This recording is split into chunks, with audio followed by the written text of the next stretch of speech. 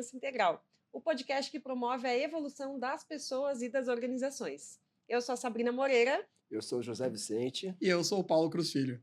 E nós três somos sócios da Integral Works. E a gente criou esse podcast porque nós três somos apaixonados por evolução e a gente quer te ajudar a evoluir a sua empresa através da sua evolução pessoal. Concordam, gente? Gostaram dessa nova introdução? Perfeito. Ficou excelente. Já ficou sensacional. Ela representa exatamente aquilo que a gente acredita e como a coisa funciona. Você evolui como pessoa para poder evoluir as relações, para poder evoluir o todo onde você está. Excelente. Isso aí, isso é muito integral, né? Inclusive. Totalmente. E, inclusive, foi essa paixão por evolução que conectou nós três, né? Vocês dois lá atrás e eu na sequência também, mas sempre com esse desejo de evolução, de fazer as pessoas evoluírem e tal. Então, isso é muito genuíno nosso, né? Perfeito. Muito. Legal. E hoje, gente, é o 7º episódio do nosso podcast, porém é o 4º episódio dessa série que a gente criou com as 5 atitudes do líder integral. A gente teve o último episódio com o Alan Costa, né? Falando de accountability. Aí teve o último episódio, o penúltimo foi com o Alan Costa. O último episódio a gente falou de integridade, que também foi bem legal. E agora a gente vai falar sobre humildade, né? Que não tem nada a ver com simplicidade, como vocês explicam no livro, né? Humildade no sentido de oposto da arrogância, certo? Então vamos discorrer um pouco mais sobre isso. É um caminho do meio, né? E sim, e lembrando, né, gente, de vocês sempre trazerem as suas dúvidas, questões, comentários nos nossos canais. Então, tanto no Instagram, @integralworks_, quanto aqui no YouTube, né, no nosso canal podcast Liderança Integral, para trazer para a gente como que você vê o que a gente fala aqui aplicado na prática da sua vida e da sua organização. Aí você traz para a gente, comenta, faz as suas perguntas, que aqui a gente vai respondendo e também vai se inspirando para trazer novos temas para os próximos encontros. Isso, então por isso que você não pode esquecer de nos seguir lá no YouTube. Se inscrever deixar no canal, fundamental. Uhum. E sempre deixar o like, gente. É impressionante, né? Muita gente, às vezes, adora o vídeo, né? Fica assistindo até o final ou escutando no carro e se esquece de dar o like. Sim. E aí, muitas pessoas vão perder a oportunidade de estar assistindo, né, um vídeo legal, tá ouvindo um podcast legal, porque não deram like, e o YouTube não vai entender que você tem que levar isso para mais gente. E quando a gente começa a produzir conteúdo, a gente entende o porquê de pedir isso, né? Que faz muita diferença. Então, quando a gente ouve podcasts e conteúdos das outras pessoas, elas falam isso. Aí agora a gente produzindo, a gente entende que, puxa, você vê o tanto de visualização versus o tanto de curtida, né? É muito menor. Então, puxa, se você assistiu pelo menos um pouquinho e gostou, deixa o teu like lá, que é importante. E é muito especial porque a gente geralmente tem essa possibilidade de falar sobre esses temas quando a gente está fazendo um trabalho numa organização ou dando uma palestra, uma aula, um workshop, fazendo um treinamento. São conteúdos tão ricos que aí dava vontade de, quando a pessoa entrava nesse assunto, numa conversa, em algum lugar, falar sobre isso. Mas não tem, né, todo o tempo para poder discorrer com a pessoa. Então agora fica mais fácil. Ó, assista esse link aqui que você vai entender tudo que eu queria te dizer. E a né? gente tem feito muito isso, né? De indicar o podcast com o tema, né? Exatamente. Então é um canal de distribuição mesmo daquilo que tocou nossas vidas, né? Que toca nossas vidas. Então é muito bom mesmo. Então o like é importante para isso. Pois é. E o comentário. Então, falando em comentários, a gente recebemos muitos comentários carinhosos desde que a gente começou com o podcast, né? Então, deixa eu ler o comentário aqui que foi deixado pelo Cláudio Augusto dos Santos. Ele falou o seguinte: sensacional, a maneira que vocês colocam os assuntos tão importantes e complexos de maneira simples e objetiva. Parabéns. Então, estamos cumprindo a nossa missão, né? Porque a ideia é essa mesmo, a gente trazer com uma outra abordagem, porém de uma forma simples, né? De uma forma acessível. Certo? E aí teve o professor Gilson Souza, querido coordenador da pós-graduação lá da FAI, que está sempre aqui com a gente, sempre acompanhando, né? E ele sempre deixa perguntas interessantíssimas. A primeira pergunta que ele deixou virou um episódio inteiro, né? Na verdade, a pergunta que ele deixou, a gente teve a ideia dessa série dos 5 episódios, né? Exatamente. Que era sobre que a gente começou lá com a questão do valor compartilhado, o que tinha a ver com a abordagem integral. Aí chegou no propósito. Aí você fez uma introdução super legal ali sobre essa ideia do valor compartilhado para chegar no propósito, que foi a primeira. E agora ele deixou uma pergunta assim, ó. Ele escreveu referente ao penúltimo episódio, que foi ao ar, que foi o episódio com o Alan Costa, né? Accountability, as 5 atitudes do líder integral. Sensacional. parabéns e uma inquietude. Ó, lá vem ele com as perguntas maravilhosas. Quais Profundas, indicadores, profundas. quais indicadores de processo vocês recomendam para garantir o sucesso do indicador final para accountability? Abraços e continuem nos ensinando e inspirando. Obrigada, professor. E aí, daí, Zé, a gente leu essa pergunta lá no escritório, né?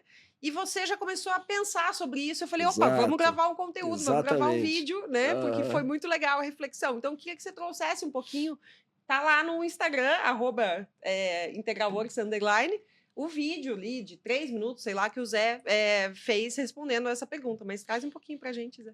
Não, com certeza. Então, eu sou assim, aliás, né, fui durante muito tempo, pode dar até para falar assim, um fanático por indicador, medição, tem que medir tudo, né? Então, como bom Engenheiro, engenheiro, né? Exatamente. Como bom engenheiro que vai para a área de gestão, né? Eu sempre fui fanático por isso. E confesso que até o momento quando eu fiz a minha tese de doutorado, e eu estudei várias abordagens de estratégia, né? Muitas abordagens distintas. Foi aí que eu tive ali um conhecimento mais profundo da obra do Mintzberg, Uhum. né? Que eu considero assim, o autor talvez mais profundo ao falar de estratégia. Eu me lembro que na época eu fiquei meio decepcionado com o posicionamento dele a respeito da questão dos indicadores, né? Porque ele falava, né, quando ele lista 5 passos fáceis, né, para destruir uma cultura rica, e a gente já falou desses passos aqui de alguma maneira, quando ele lista, né, ele coloca o 4º passo, se não me engano, Para destruir a para cultura. destruir a cultura rica. O 4º passo que ele menciona é justamente meça tudo o tempo inteiro, né? Ele coloca isso como sendo um 4º passo fácil. E só lembrando, né, que o 5º passo é justamente faça tudo em 5 passos fáceis, né? Mas o 4º passo era justamente medir tudo o tempo inteiro. E aquilo me deu, como deu uma inquietude no Gilson agora, me deu uma inquietude, que eu falei assim, mas não é para medir? Como assim não é para medir? Né? Então, eu ainda tinha o DNA do engenheiro muito forte, isso era 2005, né? Eu ainda tinha esse DNA do engenheiro muito forte. Né? E hoje eu vejo que faz todo sentido o que ele fala. Então, quando a gente fala de accountability, a gente está falando de uma atitude. Atitude, por definição, ela é algo intangível, ela não é algo tangível, mas, obviamente, que ela se manifesta por meio de comportamentos. Né? E eu coloquei lá no nosso vídeo, que foi para o Instagram, exatamente isso. Quer dizer, tem um comportamento específico, um conjunto de comportamentos específicos, que eu acho que são aqueles que melhor medem o accountability, que seria compromissos. Uhum. Né? Então, qual é a qualidade dos meus compromissos, dos compromissos que eu assumo, né? O quanto eu cumpro esses compromissos, e os compromissos que os outros assumem comigo, o quanto eles cumprem esses compromissos. Sem dúvida, um excelente indicador para eu medir o quanto a empresa está evoluindo no accountability seria a qualidade dos compromissos, o grau de cumprimento dos compromissos. Ótimo, né? Concordam? Ótimo, excelente indicador. O problema é medi-lo, né? O grande problema é medi-lo. A gente está diante de uma medida que é muito difícil de ser feita. As pessoas assumem compromisso o tempo inteiro na empresa, no dia a dia, e registram isso em suas agendas. Mas tá aí, como é que eu vou transformar todos esses compromissos? Como é que eu vou medir todos eles, se eles estão sendo cumpridos ou não? E aí, várias vezes, eu trabalhando em algumas empresas e querendo implementar o accountability em várias empresas, a gente já instalou indicadores justamente para medir os compromissos, e aí focavam em alguns compromissos. Né? Então, naturalmente, você já vai colocar assim, não, por exemplo, quanto que as reuniões estão cumprindo o horário, né? O quanto que os planos de ação estão sendo executados. Né? Então, você começa a fazer algumas medidas de cumprimento de compromissos, mas, de alguma maneira, você seleciona alguns, que são aqueles mais fáceis ou viáveis de serem medidos, e deixa outros de fora. Muitas vezes, os mais importantes. Por exemplo, aquele compromisso assumido por um liderado com seu líder, né, de entregar um relatório fundamental para uma apresentação, né, para uma reunião, né, que acabou não sendo feito no prazo. Então, esse tipo de coisa acaba escapando, porque como é que eu vou conseguir medir isso? Como é que eu vou levantar esses dados para trazer esses dados para o dia a dia? Então, a gente entra justamente na questão, bom, não dá para medir tudo. Então, sim, podemos... Eu diria que uma empresa accountable, uma empresa que tem uma cultura de accountability, ela certamente ela vai ter, por exemplo, cronogramas sendo cumpridos muito mais do que as empresas que não têm. Ela vai ter projetos sendo implementados dentro do cronograma, dentro do prazo, dentro do orçamento, né? Muito mais do que outras empresas que não têm isso na cultura delas, mas não é tudo. Existe lá uma dimensão, talvez que seja aquela mais capilarizada pela empresa, pela cultura da empresa, com pequenos compromissos, mas que tem um grande significado e um grande impacto no dia a dia da cultura, no dia a dia como as pessoas trabalham na organização, que não poderão ser medidos. E quando você faz tentativa de mensurá-los, muitas vezes você acaba medindo a coisa errada. Até porque é isso que você falou de uma ideia, talvez, medir o quanto que as coisas são entregues no prazo, o quanto que os cronogramas são cumpridos. Isso não necessariamente garante que é por accountability, por uma cultura de accountability, Perfeito. né? Então, por isso que é tão complicado pensar em atitude, porque isso pode ser porque a empresa tem uma cultura de pressão, por exemplo, que é exatamente o oposto, né? Comando e controle e tal. Então, só lembrando, né, o que o Alan Costa trouxe no episódio, que é a questão do exemplo. Então, assim, uma boa forma, talvez, de você entender que isso está sendo aplicado na tua equipe é você entender o quanto que você está sendo accountable, né? Perfeito. Porque provavelmente isso vai estar refletindo ali na equipe, né? Perfeito. Show? Esse tema é muito bom, né? Se deixar, a gente segue falando nele. Mas vamos mudar aqui a estação, porque agora... Hoje não é essa conversa. Esse tema. Mas muito, muito bacana. Vamos falar do nosso tema, então, que é a humildade. E quando a gente fala de humildade, vocês deixam muito claro... Na verdade, vocês fazem um gancho muito legal ali no final, que eu até li no último episódio, né? Esse gancho, assim, de agora tá, já tem propósito, já é alguém accountable, pensando no líder, né? Tem um propósito claro, accountability, integridade. E a chance disso fazer a pessoa subir um degrauzinho ali, né? Agora eu tô grande, né? Porque agora eu tenho todos esses... É muito grande. Então, por isso que vocês sabiamente inseriram ali o quarto pilar da humildade. Então, assim, beleza, você já está construindo grandes coisas e com muitas competências que te diferenciam, mas, assim, vamos manter a humildade. Então, eu achei muito legal esse gancho que vocês fazem, né? De um assunto para o outro ali. Então, assim, o que é, na perspectiva da liderança integral, a humildade? Por que vocês trouxeram isso? Eu acho legal, assim, vou deixar a bola para o Paulo já, mas eu acho legal que a gente sempre, né, em algumas das atitudes no livro, a gente as pontua como ligadas a virtudes aristotélicas, né? E as virtudes aristotélicas têm aquelas características de que a virtude está no meio do caminho. A virtude não está num extremo nem no outro, né? Ela está sempre no meio do caminho. E aí, quando a gente pensa na humildade como algo do gênero, né? As pessoas às vezes pensam assim, mas como assim humildade no meio do caminho? É assim, porque no extremo eu tenho arrogância, né? Eu tenho um comportamento arrogante, um comportamento que, quando a gente fala de organização, de cultura, do dia a dia das empresas, eu acho que talvez a melhor representação disso é aquela coisa assim, eu sou o cara mais esperto, o cara mais inteligente da sala, né? Hoje eu acho que esse é um termo assim, que as pessoas entendem bem hoje, né?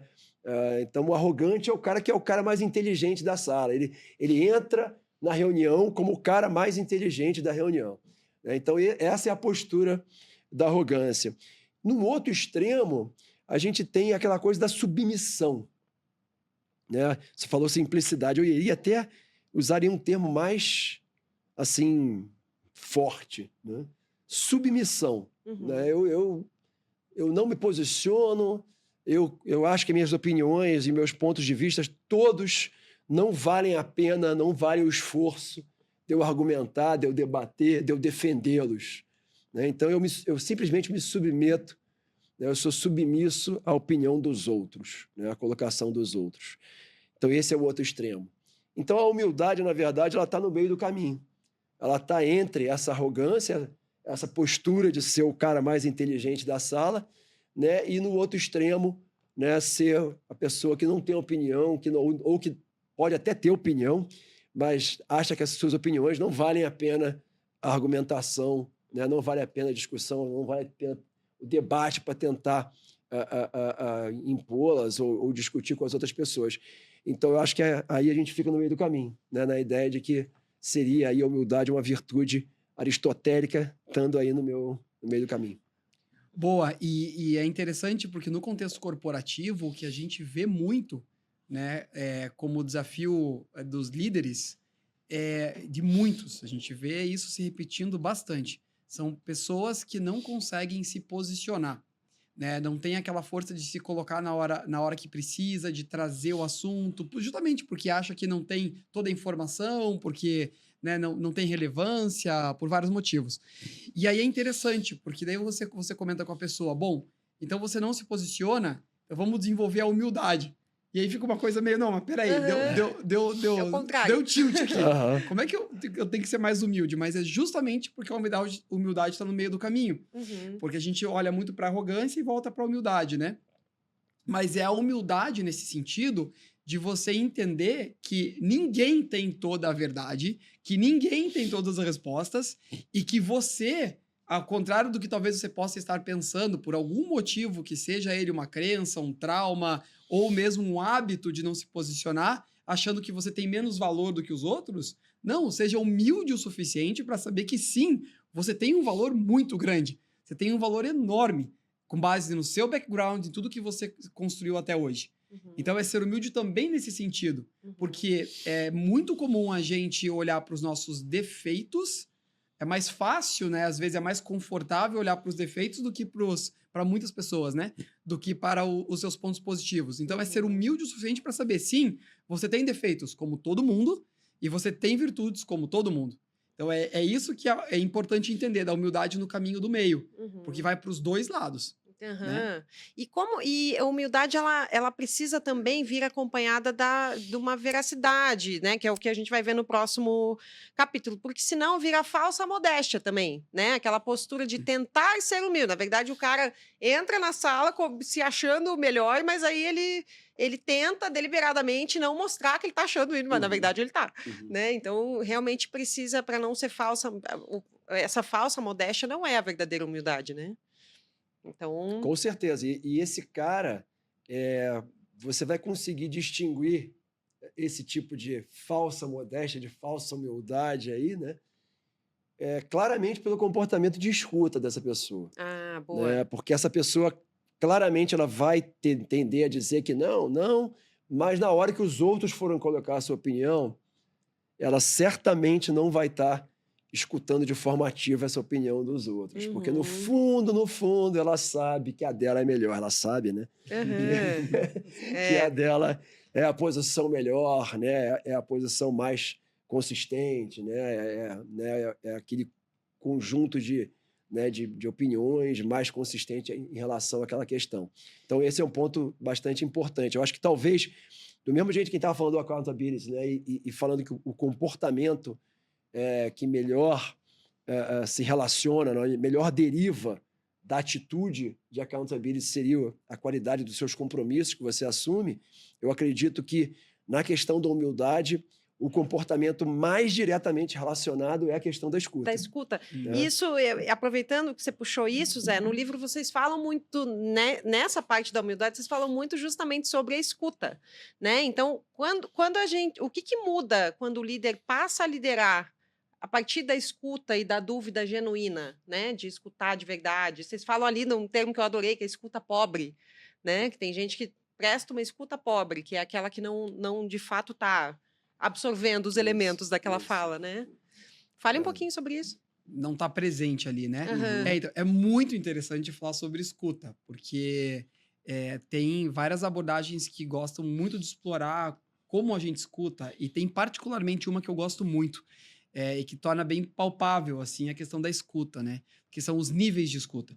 Então, num primeiro nível de escuta, a gente está fazendo a análise da situação, o download que a gente chama, né? Tá trazendo informação de fora e tá julgando constantemente o que vem.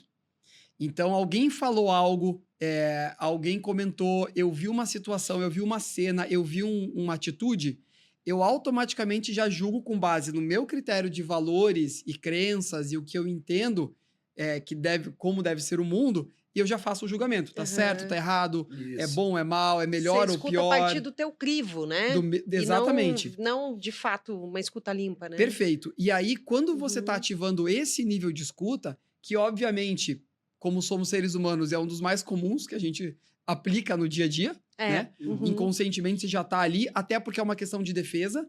Você está ouvindo alguém falando alguma coisa que não te serve, né? Ou que vai te ferir, então você já vai estar julgando para ver se aquilo é seguro ou não. Então faz sentido, né? Mas tem gente que acaba ficando presa nesse costume, né? Torna-se um hábito escutar do nível 1, que é o nível do julgamento. Tá? Então, nesse momento, a gente tem que perceber, opa, eu estou julgando, e aí, quando eu estou nesse fato, o que acontece? Toda a nossa mente, ela tá ali com aquele escudo na frente, tentando ver se aquilo que tá vindo tá batendo com o que eu acredito. Então, na verdade, eu não tô escutando. Você tá ouvindo. Eu só tô ouvindo, Você tá ouvindo. e batendo contra aquilo, besteira. E aí o que eu começo a fazer? Eu começo a divagar sobre aquele ponto, já pensando ou na resposta que eu quero dar, ou naquela criação sobre aquela pessoa, aquela identidade que eu tô vendo e que daí eu me sinto confortável. Ah, nem é tudo isso como eu achava. Ah, então tá. E aí vem a escuta seletiva.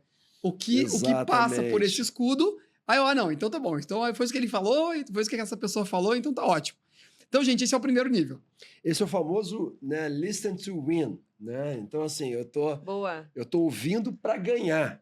Aquilo ali é uma disputa, eu tô ouvindo para ganhar. Que é o que eu falo nos treinamentos, que é quando você ouve, você não ouve para escutar, você ouve para responder. Para responder, exatamente. É um ouvir para responder e é um ouvir para ganhar. Quer dizer, o pressuposto fundamental é você tá certo, o outro tá errado. Né? Eu sou racional, o outro não é racional. Né? Então, esse é o ponto de partida desse nível 1. Né? Bem legal. E dependendo de onde a pessoa tá, pode ser o contrário. Eu sou emocional, eu tô percebendo os fatores sutis e a pessoa tá muito no racional. Pode até ser isso. Exatamente, eu tô julgando. Então é isso, assim, cada pessoa vai trazer a sua abordagem. Aí a gente tem o segundo nível, que é um pouquinho mais complexo. O que acontece no segundo nível? Eu já me abro um pouco mais para os fatos que estão vindo sem julgá-los. Então eu já tô mais aberto à informação que vem, e aí eu deixo essa informação entrar, e essa informação eu encaixo no que eu tenho como base, como background, como o que eu tô acostumado a olhar o mundo, né? Então daí eu já tô aberto a esses fatos, e daí quando eles se comparam, eu começo a observar internamente e ver, nossa, até que isso aqui complementa, até que isso faz sentido. Então eu não tô julgando, eu tô aberto. O julgamento é como se tivesse depois, assim, análise, na verdade. Daí a análise, aí você vai classificar onde você sente que tem que classificar, né? Tem eu sempre gosto de dar um exemplo pessoal, só para ilustrar que como funcionam esses dois níveis, né? Que é uma história, na verdade, real. Então eu tô lá em casa, e aí eu ouço barulheira, música, festa, e eu falo, de novo, aquele vizinho do sobrado fazendo festa. De novo, numa quarta-feira. Aí eu já defini que era isso. Aí eu vou até a janela, eu abro a janela, né? E aí eu vejo, o sobrado está em silêncio. Não é o sobrado, ou seja, eu identifiquei um fato e trouxe. É um carro na esquina fazendo algazarra com alguns jovens lá, fazendo bagunça, curtindo a vida, né? Ou seja, é mais ou menos assim que acontece. No nível 1, eu tô dentro de mim, dentro aqui da minha cabeça. No nível 2, no nível 1 é o julgamento, né? No 2, eu já saio e eu abro a janela para me abrir aos fatos e aos dados que vêm. Que legal. Então aí eu começo a interpretar. Então eu olho, não era o vizinho, era o pessoal do carro. Então esse é o segundo nível. Perfeito. E é isso aí. E aí eu abandono a ideia de que, né, de eu tô certo e o outro tá errado, e eu começo a pensar assim, putz, não, o outro pode ter alguma coisa para contribuir, né, com a minha posição, com aquilo que eu acho do problema. E aí eu tô me abrindo a fatos, né? A fatos novos, na verdade. Informações. Né? Informações novas, né? Então, tô me abrindo essas possibilidades. Ou perspectivas, né? Pode ser um fato, pode ser um dado de informação, ou mesmo uma perspectiva, uma teoria diferente. Eu tô aberto a tudo, né? Perfeito. Que era o que a Neuer fala, né? todos nós temos um pedaço da verdade. Então, estamos Exatamente. parcialmente certos. A gente falou sobre isso no episódio. Exatamente. Muito bom. E aí, no nível 3 de escuta, que é o nível da empatia, aí sim, é quando eu tô totalmente presente e eu tô não só escutando a pessoa que tá falando, mas eu tô sentindo essa pessoa. Eu tô totalmente aberto, totalmente vulnerável no sentido de receber não só as informações e perspectivas daquela pessoa, mas também outras informações sobre a postura dela, como ela tá se sentindo. Sabe quando a gente tá conversando com alguém e aí a gente sabe que essa pessoa ainda não abriu o coração, não falou tudo que ela podia? É esse sentimento. Esse é o terceiro nível. Tá. É quando você realmente tá ali e você tá sentindo aquela conexão. E aí você se coloca no lugar do outro, né? Mas sem se colocar no lugar do outro a partir da tua visão de mundo. Tá. Você deixa o espaço para que, como se você fosse aquela pessoa. E aí você se abre para aquilo que ela tá sentindo. Já me perguntaram se no terceiro nível, lá no meu exemplo, seria mais ou menos assim. Eu vou até a cozinha, pego uma garrafa de vinho ou uma latinha de cerveja na geladeira, desço a escada, vou lá até a esquina e vou curtir com aqueles jovens para entender por que eles estão ali. É mais ou menos isso. Eu realmente me coloco no lugar deles. E aí eu chego lá e posso falar, ó, galera, é o seguinte, tá aqui alguma coisa pra vocês discutirem. Bebida não, né? Porque estão dirigindo. Então outra coisa, salgadinho. E aí você fala, ó, eu também já fui jovem, já passei por isso, mas eu agora tenho filho, tô mais velho, o pessoal tá dormindo lá em casa, dá pra vocês irem pra outra esquina ou irem pra outro lugar? Né? Então, assim, eu entendo o lado da pessoa, isso também tem muito a ver com comunicação não violenta, né? Eu entendo o lado da pessoa, e aí a minha decisão é baseada naquela informação nova que veio, mas também do que eu tô sentindo, daquela parte empática em relação ao outro. Né? E esse é o terceiro nível. E daí no quarto nível, para finalizar, é quando os dois estão no terceiro nível. Ou seja, eu tenho duas pessoas totalmente abertas. E aí o que acontece, e é incrível esse espaço, é que nesse espaço que a gente chama de escuta generativa, ou mesmo regenerativa, temos um som no ar. Aí, o universo ligando, porque eu falei de generativo e regenerativo. Então, é um sinal. Adoro, é um sinal. Então, no quarto estágio, que a gente chama de escuta generativa, o que acontece? Como os dois estão abertos, a solução... E, gente, isso acontece, tá? A solução para o problema, ou a nova informação do futuro que quer emergir... Sim, aqui eu tô trazendo teoria U para quem gosta disso, mas do futuro que quer emergir, ela aparece naturalmente. Não existe esforço para. Então, para quem já teve experiências, né, de fazer exercícios sistêmicos, constelativos, ali você experiencia o que é o emergir de algo sem você ter que estar controlando aquilo. Então, esse é um espaço muito aberto à inovação. Né? Nossa, que legal você trazer isso, Paulo. Primeiro que eu só fazer um parênteses, essa escuta empática é muito Paulo, né, Zé? Muito. Muito. Ele até faz uma careta, assim, quando ele nos escuta, assim, ele até faz um rapport. Tipo, se a gente tá com o olho arregalado, você arregala junto. Se a gente se mexe, você se mexe junto. Tipo, é muito essa tua escuta. Muito, muito legal. E é legal você trazer isso da solução emergir, porque a gente está falando aqui com líderes, né, com empresários, com gerentes e tal, que muitas vezes ainda não estão conectados com esse nível de conversa que a gente está tendo aqui, sobre deixar emergir a solução, não controlar tudo, né? Então, a tendência do nosso público aqui, de uma forma geral, tá, gente? É que sejam líderes que estão buscando como controlar, como mensurar, como entender, como, né? E você está trazendo aqui justamente o oposto, né? Quando os dois estão conectados numa mesma escuta empática, isso acaba naturalmente emergindo, né? E eu sei que isso é fato, né? Isso acontece com a gente várias vezes, né? Quando a gente está conversando, criando soluções lá juntos, enfim. Não, e todo mundo experiencia isso, sabe aquela conversa leve em que você não sente que tem julgamento por nenhuma parte, que tá todo mundo aberto para construir, todo mundo já experienciou isso. Todo mundo. Um simples diálogo construtivo, você tem a sensação, e é gostoso, assim, é alegre, e parece que não tem esforço, você não precisa ficar calculando o que você vai falar. Você se sente livre para falar aquilo que você imagina, pensa, sente, e aí a coisa se constrói. Só que aí, essa conversa leve, ela, quando a gente está falando de líder e liderado, ela demanda necessariamente uma vulnerabilidade do líder. Né? Agora, o líder que se mantém, principalmente novos líderes, né, que foram promovidos agora, eu que dou treinamento de vendas, vejo muito isso acontecer, né? Bons vendedores foram promovidos a gerente, um caso clássico, né, de perder um bom vendedor e ganhar um péssimo gerente. Mas justamente por isso, em alguns casos, né, são pessoas que precisam manter esse controle, precisam... Talvez, muitas vezes, por insegurança mesmo, né? Puxa, se eu mostrar que eu não sei, se eu mostrar que eu sou vulnerável, vai parecer que eu sou fraco, né? E até uma das perguntas aqui que eu listei pra gente, né? Por que tem esse receio tão grande de demonstrar humildade no ambiente corporativo? Por que isso é associado com fraqueza? Aí a gente vai ter que falar das nossas lógicas de ação lá, né? Ah, que bom, adoramos. Inevitável, né? Inevitável. Em geral, a postura lá do mais esperto, mais inteligente da sala, né? Uhum. Essa postura costuma ser uma postura muito ligada à lógica de ação do expert, né? Uhum. Então, assim, costuma ser muito ligado. E essa transição que você mencionou do vendedor ou do engenheiro ou do que quer que seja, né? Qualquer especialista, qualquer analista que tenha um excelente desempenho, seja promovido a um cargo de liderança e aí, como líder, inicialmente não apresente um excelente desempenho, né? Esse tipo de situação é típico do próprio da lógica de ação do expert, né? É típico. Porque que é aquela muito técnica, né? Exatamente.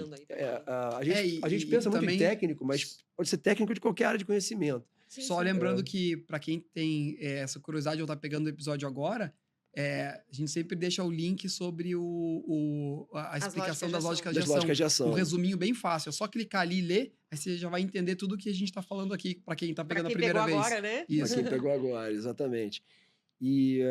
Então, assim, e aí, normalmente, a grande dificuldade, né, do novo líder, né, com a posição de liderança, normalmente é uma questão da lógica de ação expert, né, na maior parte das vezes. Por que isso? Essa grande dificuldade dele se dá justamente pela dificuldade de abrir mão da solução técnica dos problemas. De ter a resposta. Né, de ter a resposta. Né, e eu não quero entregar a resolução do problema tecnicamente para o meu time. Eu quero mostrar para o meu time que eu sei mais que eles, né? Que eu tenho a resposta. Então, eu vou dizer para eles, vamos por aqui, gente. Todo mundo entendeu? Né? É por aqui, a resposta é essa. Então, eu vou lá deixar claro para o time que eu sei mais que eles. E aí, só que às vezes a solução não é essa. E o time pode ser assim, muito capaz de trabalhar e de desenvolver uma solução muito melhor que essa. Mas, para isso, esse líder vai ter que dizer, gente, vamos discutir essa questão? E aí, para ele chegar e vamos discutir essa questão, ele vai ter que se colocar numa posição de vulnerabilidade. Ele vai ter que se colocar numa posição de que, olha assim, não sei, talvez vocês saibam melhor do que eu sobre essa questão. Essa humildade. Isso é humildade. Para mim, funcionou assim naquele contexto. Exatamente. Vou trazer aqui para a gente construir em cima. Exatamente. Será que nesse contexto vai funcionar? Mas quando ele está operando em expert, isso dói. Isso não faz, a pessoa não consegue fazer isso, porque ela precisa ter a resposta e mostrar porque ela está, né, com essa visão de mundo. Exatamente. Assim. Tipo, eu sou líder e não por acaso, né? Não por acaso, exatamente. Meu valor está aí. Meu valor está em saber. Exatamente. Exatamente. E a gente acredita, né, de fato, e desenvolvemos isso nos líderes e tal, que a humildade pode ser uma vantagem estratégica para a liderança, inclusive, né? Ou seja, você vai conseguir resultados melhores na tua equipe se você aplicar a humildade. Vocês concordam? Vamos falar um pouquinho sobre isso? Como que a humildade pode se tornar uma vantagem na liderança? Ela é uma vantagem, principalmente porque existe a abertura para que o novo, né, o que a organização ainda não conhece, surja.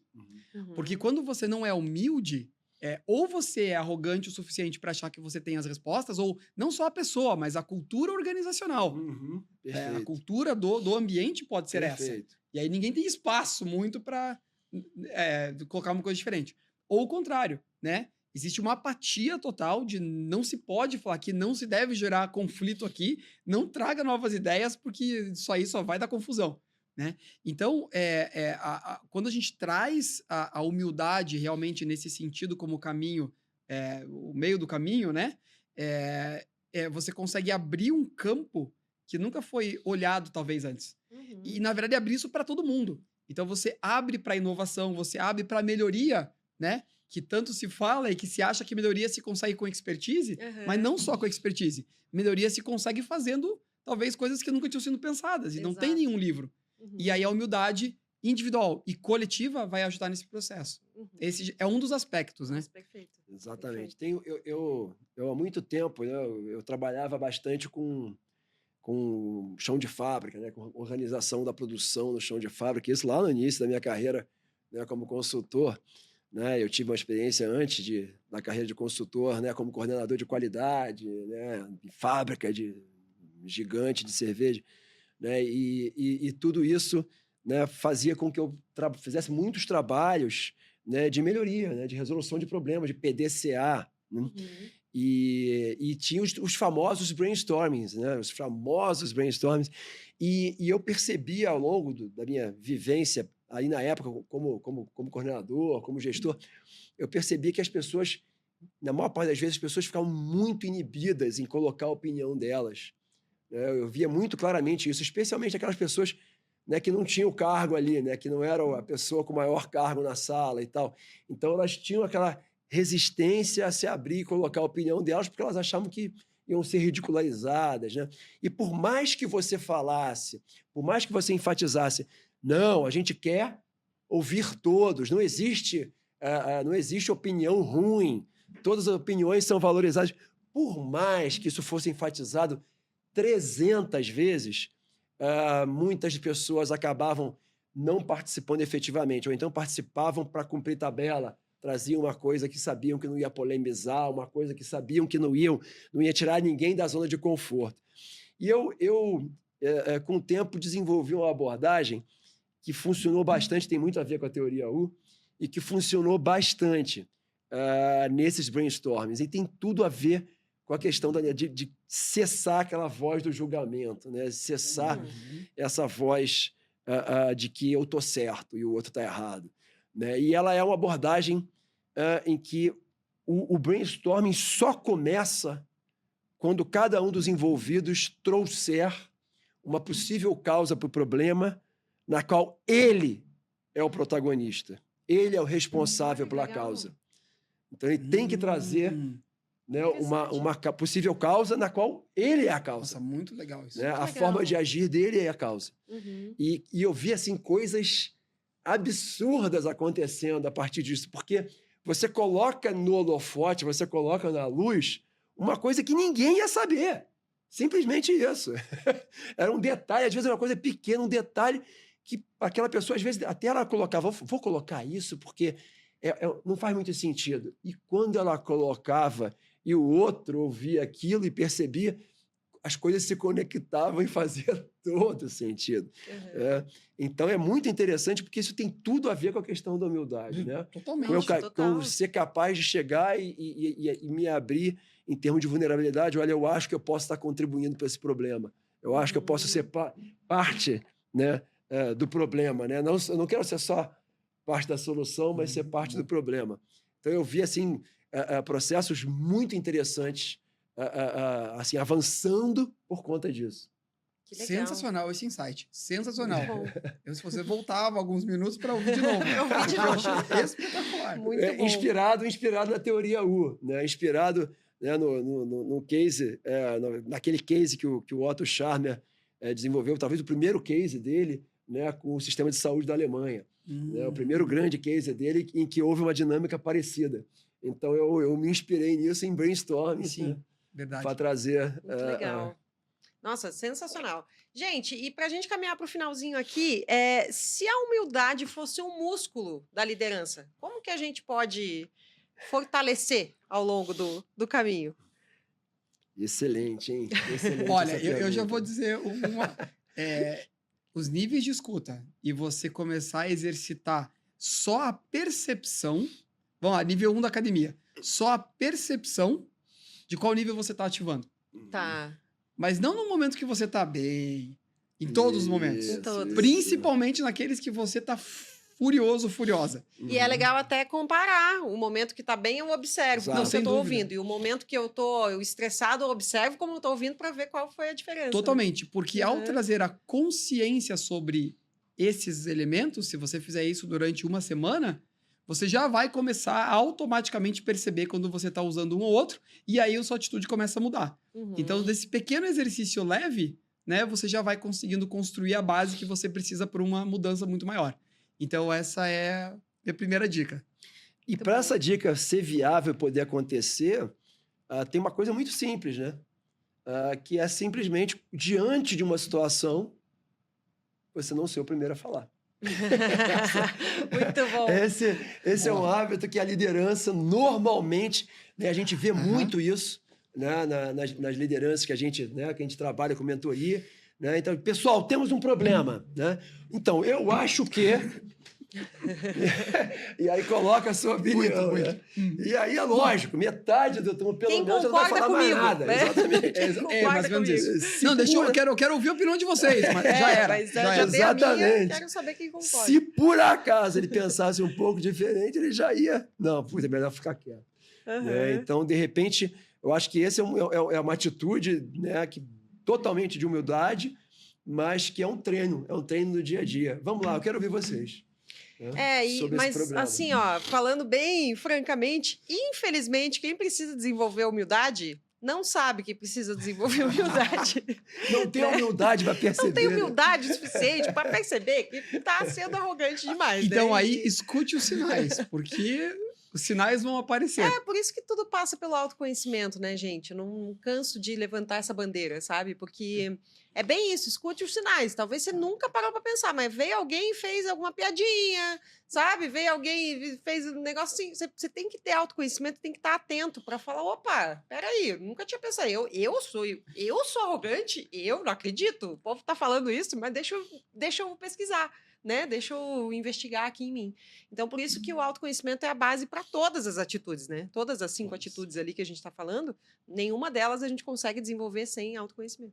Esse treinozinho agora que eu falei aqui, ele pode servir de teste também, né? É aquela coisa assim. Então, eu entro na reunião, pessoal, quero ouvir vocês. E aí? Se ninguém falou, meu amigo, pode ter certeza que você está precisando desenvolver e muito a sua humildade. Com Nossa, certeza. faz total sentido. Muito legal, gente. Bom, sensacional. Mais um episódio aí super especial, né? Cheio de conteúdo rico. Deixa eu deixar aqui, além do livro, né? Que todas as vezes do mundo a gente vai indicar, né? Tem uma parte bem legal aqui sobre humildade, sobre as 5 atitudes, enfim. Mas eu trouxe mais 2 dicas aqui, gente, que é A Coragem de Liderar, da Brené Brown. A Brené Brown, o mais conhecido dela é o Coragem de Ser Imperfeito, né, que fala sobre vulnerabilidade. Só que esse, Coragem de Liderar, é voltado para a liderança, né? Então, é bem esse contexto da vulnerabilidade dentro da liderança, então é bem legal. E tem um que eu não li, eu confesso, eu pesquisei, mas eu trouxe porque é um autor que eu gosto muito, que é o Seth Godin, que o livro chama A Prática. Já li 2 livros dele, adoro. Então, eu deixo esse livro também como dica aí, A Prática e A Coragem de Liderar, além do Liderança Integral. Certo? Muito bem. Então, o nosso próximo episódio vai ser sobre veracidade, né? A gente falou aqui que não tem como ser humilde sem a veracidade, porque senão vira falsa modéstia. Então, não perca o próximo episódio sobre veracidade, que vai ser bem interessante também. Certo? Então é isso, gente. Como que o pessoal nos acha, então, nas redes sociais? Vamos lá, Vamos então, relembrar? Instagram, @integralworks_, Isso. né? E no YouTube é só procurar pelo podcast Liderança Integral. Estamos no Spotify também. Aliás, quem Também. ouve no Spotify, deixa também uma curtidinha lá, porque o Spotify é mais específico ali, né? Você deixa só as tuas 5 estrelas ali. E então siga, porque a gente tá com bastante conteúdo também nas redes sociais, né? Como o Paulo falou. Então, nos acompanha aí para potencializar a sua liderança. E traga dúvidas, questões, perguntas e comentários. Isso, a gente adora. a gente gosta. Legal? Obrigada, então, gente. Legal. Obrigado, Nos vemos gente. no próximo episódio. Até a próxima. Até a próxima.